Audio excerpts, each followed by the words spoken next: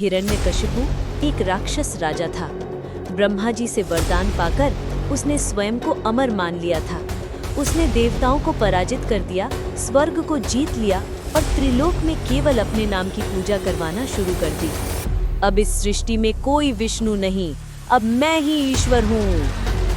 हिरण्यकशिपु के राज्य में भगवान विष्णु का नाम लेना पाप बन गया था। मंदिर नष्ट कर दिए गए, यज्ञ रोक दिए गए। जो कोई भी भगवान विष्णु का नाम लेता उसे क्रूर दंड दिया जाता। प्रजा भयभीत थी, रातें अशांत थीं, बच्चे जन्म लेते ही भय के गीत सुनते थे। स्वर्ग में भी चिंता का वातावरण था। प्रभु, ये राक्षस हमारी सत्ता को नष्ट कर रहा है, हमें आपकी शरण चाहिए। लेकिन उसी हिरण्यकशिपु के घर जन्मा एक दीपक की तरह शांत और तेजस्वी बालक प्रहलाद।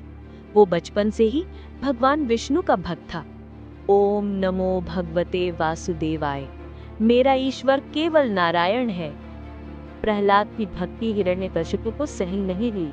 उसने अपने पुत्र को चेतावनी दी, ईश्वर मैं हूँ, विष्णु को भूल जा, नहीं तो मृत्यु निश्चित है।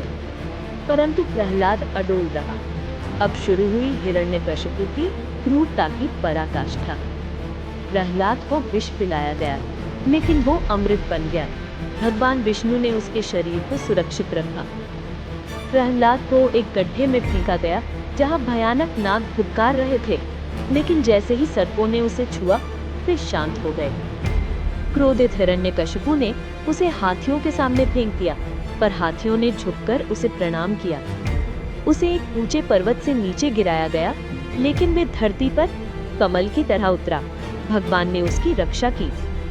अब हिरण्यकशिपु ने अपनी बहन होलिका को बुलाया, जिसे वरदान था कि वो अग्नि में नहीं जलेगी। प्रहलाद को उसकी गोद में बिठाकर अग्नि प्रज्वलित की गई, परंतु हुआ उल्टा। होलिका जल गई और प्रहलाद बच गया, क्योंकि वो भक्ति के साथ बैठा था, ईश्वर के साथ बैठा था। अब बता, तेरा विष्णु कहाँ है? वो हर जगह, इस खंबे में भी। हिरण्यकशिपु ने खंबे पर प्रहार किया। खंभा टूटा और उससे प्रकट हुए भगवान विष्णु के नरसिंह अवतार।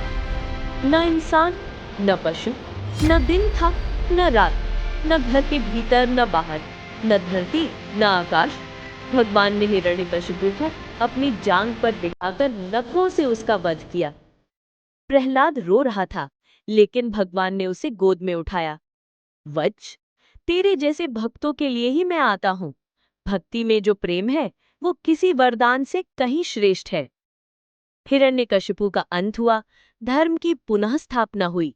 देवताओं ने स्वर्ग में मंगल गान गाए, प्रजा ने पहली बार निडरता से दीप जलाए, और सृष्टि ने फिर से कहा, जब जब धर्म की हानि होगी, मैं हर बार किसी रूप में आऊंगा।